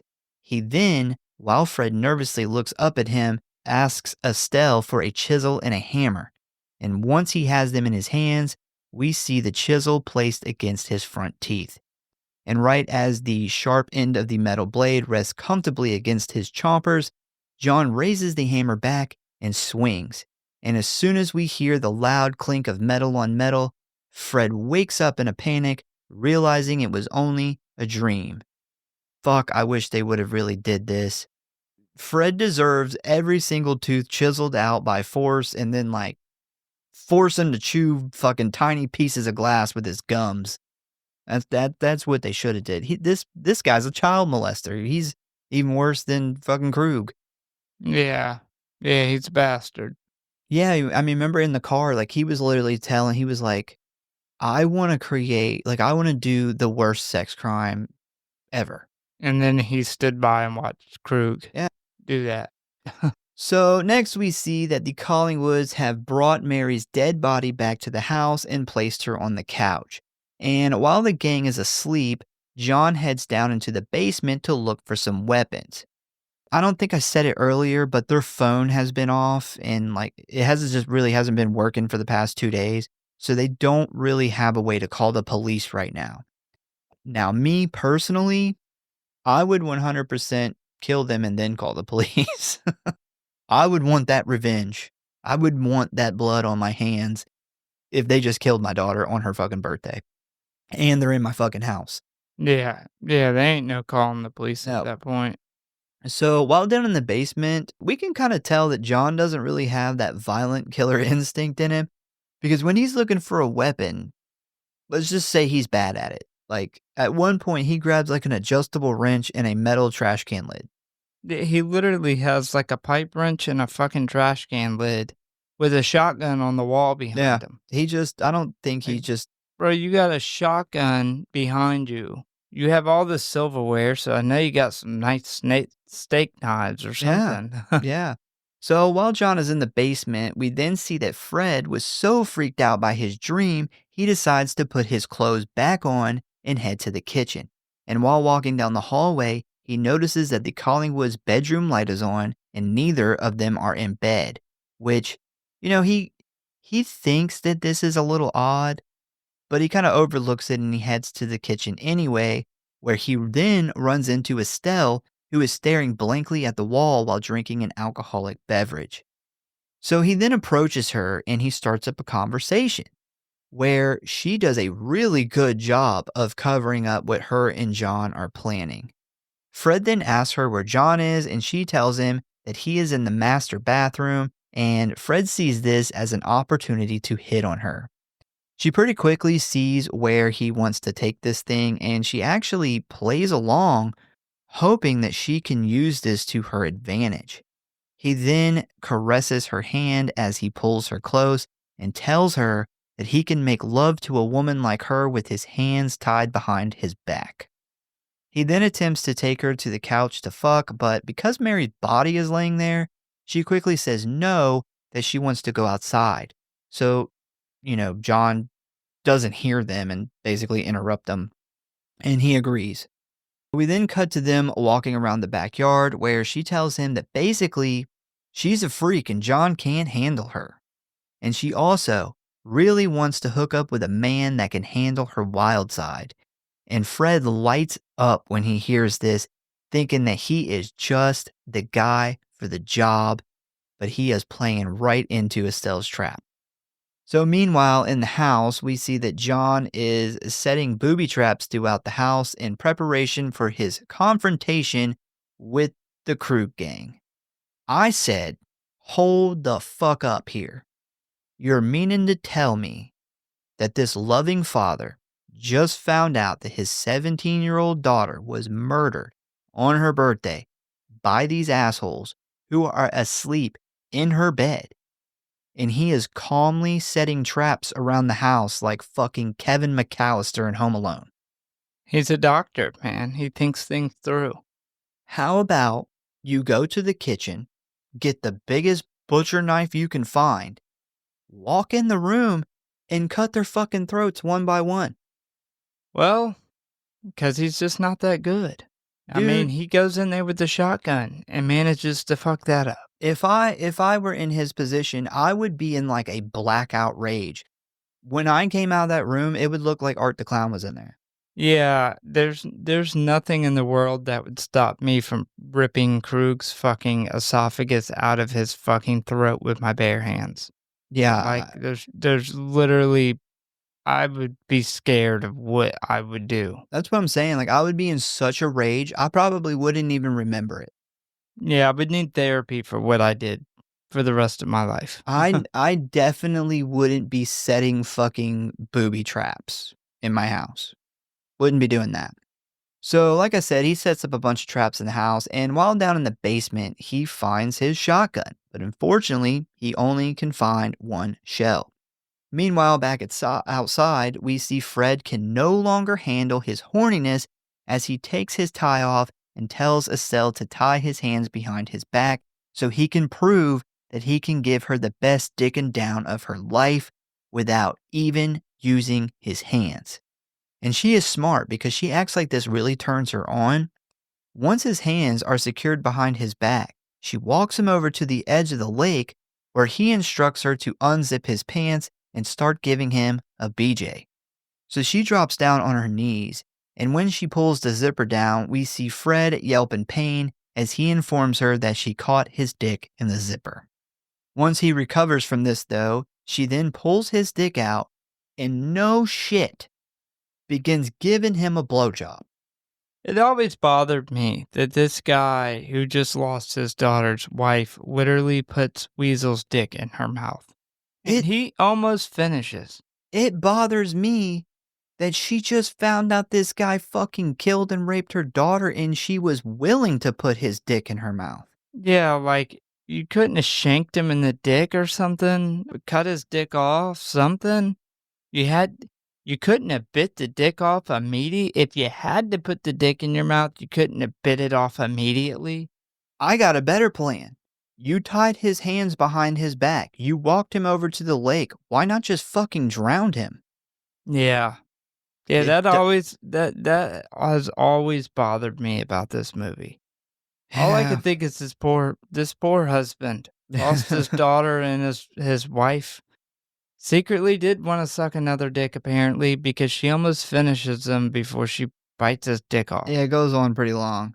So while she's straight up sucking the dick of the guy who killed her daughter just like 6 hours ago, he then starts to squirm, telling her that he's about to come. And right before he does, she literally bites his dick off, causing him to scream in pain. Now, the whole time this has been going on, we see John finishing up his traps, spreading a bunch of shaving cream on the floor in front of Mary's bedroom, and sneaking into the room to steal Krug's gun from the nightstand. And once Fred screams from the removal of his gross dick from his body, this suddenly wakes Krug and Sadie up, who are immediately confused by what is happening and where the revolver went. Krug then quickly flips on the lamp next to the bed, where they both discover John standing by the door with the shotgun pointed at them both. Krug then tries to act like he doesn't know what is going on, when John then tells him to shut his filthy mouth. Krug then secretly finds the cord for the lamp and quickly jerks it out of the socket, causing the room to instantly go dark. John then fires the gun despite not being able to see, and then takes off running out into the hallway. Krug then comes chasing after him and immediately slips in the shaving cream, buying John some time to get away. The two then end up facing off in the living room, where John attempts to go head-to-head with Krug with just his fists, which doesn't really go that well for John because his punches don't seem to be affecting Krug all that much. Krug then kind of laughs at him, telling John that maybe he should grab a weapon instead, to which John grabs one of those fireplace shovels. And I was like, dude, if you're going to grab a fireplace weapon, you got to go for the poker. The shovel ain't going to do shit. Yeah, the poker will. Yeah, the poker will fuck you somebody up, up. yeah. But the shovel, I've never seen anybody grab the shovel. This guy's the doctor, man. He's just Yeah. just not a violent man. So just as John raises the baby shovel in the air to hit Krug, Krug punches and knees him in the stomach, disarming him pretty quickly and sending him to the floor. John is able to get back up and hit Krug with a good 1-2 punch, but Krug quickly gets back up and they both begin trading blows again. Despite John's determination, he just can't beat Krug, who eventually knocks John back to the floor again. As John lays there attempting to catch his breath, we see Krug kneel down to Mary's body, look over at her father, and begin to tell him about how she put up a better fight for her life than John is doing. If I was John, I would literally run through him like a fucking freight train after hearing that. Like, it would take an act of God to stop me from beating his dead corpse after he leaned down to my daughter's body and said that shit. I would literally bite his jugular vein out of his For neck. sure. I would literally, like I said, I would need therapy Yeah. for what I would do. Yeah. So how does John handle this? Not well. Not well at all. Because he just stands there as Krug begins punching him again and again until he has him pinned up against the wall, choking him out with his forearm. And right as it looks to be game over for John, Junior walks into the living room and fires the revolver at the wall next to Krug. A confused and now very angry Krug then turns around and asks Junior what the hell he is doing. Once he realizes that Junior is thinking about shooting him, he begins to taunt his own son, telling him to do it over and over again. He then begins to slowly walk towards a scared and confused Junior, who you can tell doesn't want to kill his dad, but at the same time, he realizes that Krug is a monster and isn't going to stop until he kills these poor people. As Junior then begins to back away and begin to cry, Krug starts telling him that he is a loser and always has been a loser. He then gets right up into his face and in a calm and soothing voice tells Junior he wants him to turn the gun around, put it in his mouth, and blow his brains out. He then starts screaming this at him, causing Junior to just emotionally crumble until he finally backs up, puts the gun in his mouth, and with tears in his eyes, kills himself. And despite the fact that Krug just made his own kid kill himself right in front of him, he shows no emotion. The first time I seen this, man, I remember thinking like, holy shit. Like this shit is savage. Like this guy literally just talked his son into blowing his own brains out. Yeah, it is a wild character, I will say. Wild fucking character. This quickly gets interrupted though by a weird sound in the distance that Krug doesn't immediately recognize. He then hears the sound again, but this time much louder. And this is when he realizes that this is the sound of a chainsaw cranking up, and John is now down in the basement. Krug then, thinking he has the upper hand after finding the shotgun, walks to the top of the stairs to confront John, and as he pulls the trigger, the gun only makes a clicking sound, as the now chainsaw-wielding John tells him, "Sorry, Krug, I could only find one shell," as he then begins charging up the stairs. So Krug then takes off running to the living room where he attempts to use furniture to block the saw blade, and by this point, we then see that Sadie has entered the chat room. But when Krug turns around to talk to her, she surprisingly points the knife at him and says, "Stay away from me." I've never really quite understood this part. Why she, threatens to stab Krug. I think maybe she's seen him talk his own son into blowing his brains out. Maybe that's what it is. And she just doesn't trust him at this point. That's a good point. That makes a lot more sense. She's the last one left, and he just killed his own son, so who knows what he's going to do to her to get away. Yeah, I think she's just really freaked out. Interesting, this chainsaw was a real chainsaw, and there was a college kid who was doing, I guess he was an apprentice for Sean Cunningham at the time, named Steve Miner. Oh, yeah. Yeah, who suggested that this couple was going to be out of town, that they could rent this house out. So they're doing this whole scene in these people's house that they've rented out for the weekend with a real chainsaw with no safety precautions in place. Yeah, and interesting, Steve Miner went on to work with Sean Cunningham on the Friday the 13th. Didn't he direct 2? Yeah. I think he directed 2. Friday the 13th part 2. He worked on a bunch of them. I think he directed, I think he wrote on a couple. I know he produced with Sean Cunningham on a bunch. He was Sean Cunningham's main man when it came to the Friday the 13th franchise, which is where his name is most famous for. So realizing that he is now all alone and in deep shit, a now scared Krug attempts to flee the house, but as he grabs the front doorknob, he gets electrocuted by one of John's booby traps. This ends up throwing him back a few feet onto the living room floor as he quickly grabs a chair to block John's saw blade, and apparently, the sight of all this is too much for Sadie to handle as she freaks out and runs out of the back door into the yard. But escape is not in her future as she almost immediately trips, dropping the knife, and gets attacked by Estelle.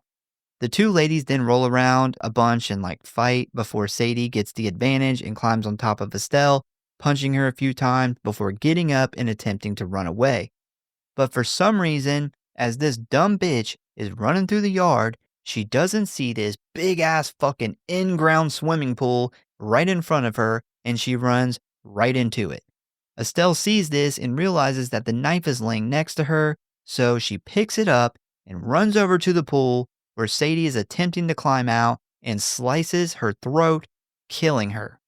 Meanwhile, back inside, Krug is just crawling all over the living room floor, attempting to use everything he can to block the chainsaw blade, until finally John backs him into a corner with nothing left to defend himself. And right as John raises the chainsaw, Sheriff Porky Pig and the smooth-brained deputy burst through the front door, yelling for John to stop. But it is too late as John cuts through Krug's body with the blade, spraying himself and the cops with the warm, satisfying drops of blood from Krug's body. I love how Krug is yelling at him to just get it over with. but also still, like, fighting to not die. Yeah, he's not talking shit anymore, but No. he doesn't like his death being drawn out. No. Like, he didn't like that shit at all. And his death is a lot faster compared to what he did to the girls earlier. 'Cause Yeah. that was literally, like, a whole entire night and then the whole entire day. Mhm. We then see a blood-covered John sitting on the edge of the couch, still holding the saw, emotionally and physically exhausted as his wife walks over and consoles him. As the sheriff stands there in shock, not knowing what to say, the smooth-brained deputy quietly walks over and takes the saw from John. And that is the end of The Last House on the Left. And then he accidentally drops the saw with it running and cuts Doc's legs off because Sheriff Barney Fife can't fucking do anything right. Yeah, I don't know how these two fucking doofuses are even gonna figure out what happened here. Yeah, I don't care if 100 cops ran up in my house and they were gonna shoot me to death. There's nothing that would have stopped me from putting that fucking chainsaw through him. Oh, yeah, that's what I was saying earlier, like, it would take an act of God, like, literally a lightning strike from the sky to stop me from killing him. Alright, so some quick facts here. Ada Washington worked as a maid and nanny for producer Sean F. Cunningham's parents. This movie was her sole foray into film acting. Ada Washington is the lady who drives the chicken truck. Yeah. And another interesting thing, somehow her name got on the poster, and I think it was the guy who played Junior's name didn't. And he was like, how the fuck did that happen? Yeah, that's a fuck up. Yeah. So writer and director Wes Craven died on the 43rd anniversary of this film's release, which was August 30th of 2015. What a coincidence. I will say that is a coincidence with it being his first film. Yeah. The dude did a lot of movies, so the chances of him dying on a day that one of his movies released is a lot slimmer. Yeah. But it being his first. That's wild. Yeah. I'll say that's a lot slimmer. So it's a lot more likely than the average director that he would die on a day one of his movies came out, but not his first. So the original script featured a scene where after killing Phyllis, Sadie would cut off one of Phyllis's breasts and begin eating it. It was removed after Sadie's actress told Wes Craven that it was too violent for her. Apparently, the original script had a lot of weird shit like that in it. And finally, in my opinion, the most interesting fact. This movie was a kind of precursor to one of the most notorious and beloved horror villains of all time, Freddy Krueger, who obviously somewhat got his name, Krug and Krueger, and some of his personality traits from our main villain in this movie. Some other similarities are they both are confident, smart-ass killers who enjoy taunting their victims, they both enjoy brutally murdering teenagers, and they both are killed by parents seeking revenge.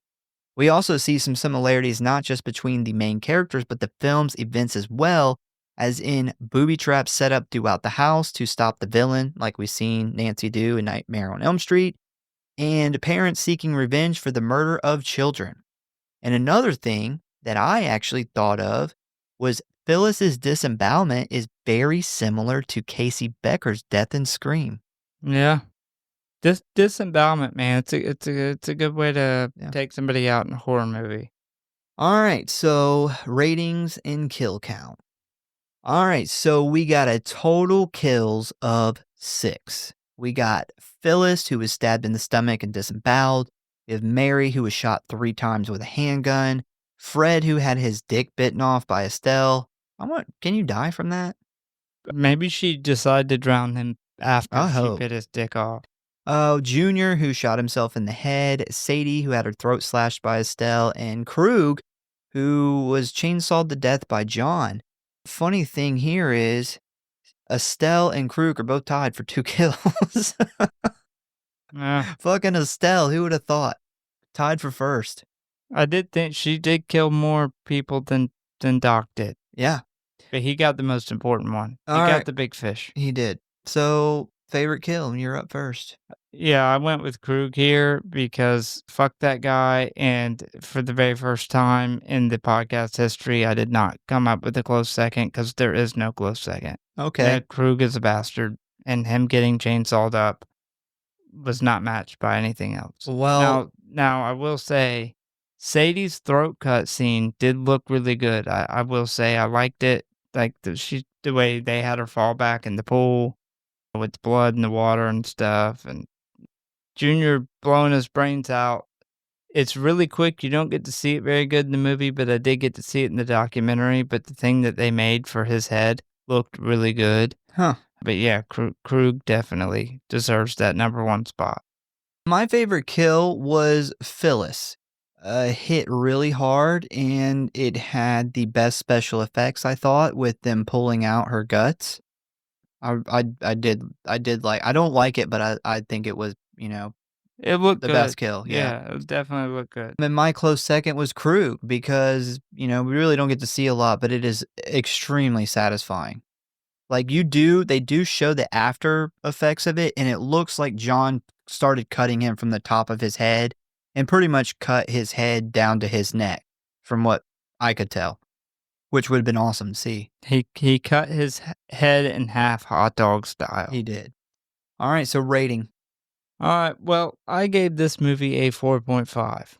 This movie is super raw, has a very genuine feel to it, makes you feel a range of emotions that, like I discussed earlier, man, if you're a director and you can make somebody feel real emotion like that, and this movie does it multiple times with multiple different emotions, whether it's sickness, anger, sadness, it does it all.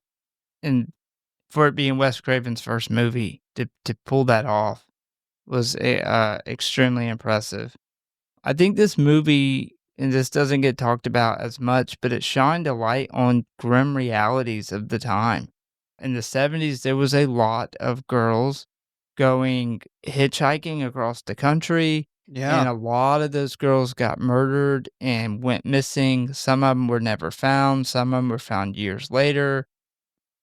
But it was not like today where we live in a day with the internet, we know the dangers. I mean, we've talked about this even when we were kids, things we did that I couldn't imagine letting my kid do, and I thought our mom was overprotective. Yeah. And, this was way, way before then, where people didn't think about things like that, and unfortunately, this was a reality. Well, the For- 70s was like the prime time for serial killers. Yeah. So this is definitely a big thing back then. And it was prime time, unfortunately, for like 17, 18-year-old girls who were going to be hippies in California, hitchhiking across the country to Woodstock concerts and shit.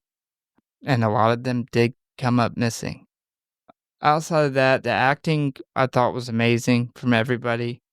I know you don't like them, but Krug and Mary, I thought shined more than anybody. Krug played a fucking bastard so well. Mary played her part extremely well. Those two are the shining light. But out of the main cast, outside the cop and the chicken coop lady, our main cast, the parents and the killers, and then the two girls, for there not being very much acting experience there, everybody did a really good job playing their part. And then, last but not least, the historical significance of this. This was literally Sean Cunningham giving Wes Craven his first shot at writing and directing a movie. Without this movie, who knows what the history of the 80s and 90s horror would look like. I think it would look a lot different. Yeah, I agree. So, like I said, man, it took me a whole entire week to figure out where I was on the rating of this thing. I landed, and I'm pretty comfortable with a 3.6. The acting, I agree, is really good, and I think a big part of that was because Wes Craven let them improv a lot. So, it's a lot easier when you're not trying to think about hitting marks and memorizing lines. They could just be who they thought this bad guy would be, and they did a really good job with that. I will clarify, I probably should have been better saying this earlier. I don't necessarily hate David Hess as a person. I don't know him. And some interviews I've seen, he seemed pretty normal. But I do hate what he did and some of the things, like how he said, how he did things. I do hate that. And I think it was really fucked up what he did. But at the same time, what he did created a pretty amazing performance between him and Sandra Peabody. He really pulled something out of her that's probably never come out since in a movie. And there's a good chance, too, that Sandra Peabody may have possibly had no place in doing this movie. Well, no, Because the other girl didn't have those issues. And I'm not saying what he did was right at all. He should have never picked on her like that. But clearly they picked up on that she was scared and the other girl was not. Like, Yeah. she was bothered, and, that attracts bullies. And a movie like this is a very raw, very graphic movie. And when you look at the script for that, she probably had no business doing this type of movie. Well, I will say, so she answered an ad in, whatever casting paper, magazine or something. And she goes there and she reads the script. And like I said, the script had a lot of fucked up shit in it. And she's like, hey, I can't do this. And they're like, hey, ignore a lot of that stuff. That's just the script. We're not going to be filming that. And she was in some ways duped. And that's why she quit 2 other times when things got real heavy, because she was like, I didn't sign up for this, but they talked her back each time. But, they may not have been lying there when there's, like a boob getting eaten and shit like that. There was a bunch of shit like that in the script that might have been what they meant. Like, hey, a lot of this stuff's getting thrown out. But you still knew what the movie was about. Yeah. Like, the movie was about 2 girls getting brutally murdered and their parents getting revenge. Like, no matter what you took out or put in detail-wise, that's what the movie was about, and it was gonna be brutal. But yeah, the acting in it is really good. Despite not enjoying the movie, like I said before, I very much respect it for what it did and what it was trying to accomplish. I think Wes Craven set out to accomplish not glorifying violence, and he did a fantastic, almost a too good of a job at that. But I have to deduct some points for the fucking weird music that just didn't go along with a lot of parts of the movie. And the biggest thing for me, the biggest negative, is this addition of these goofy, dumb fucking characters and scenes that just should not have been in this movie. Like, I would love to see a cut of this movie without that shit, without those scenes. Yeah, you could take all the cop scenes out and it would be fine. So, yeah, 3.6, man, it is too raw of a movie for me. So, yeah, I think that's fair coming from me. So that is our take on Last House on the Left. We once again thank you guys for listening. Please give us a follow or like if you enjoy the show. Check out the website, check out the socials. Remember, we are off next week, so catch up on those episodes that you haven't checked out yet.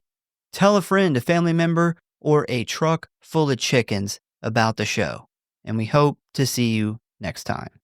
Do you have any last words? To avoid feigning, remember, it's just a podcast.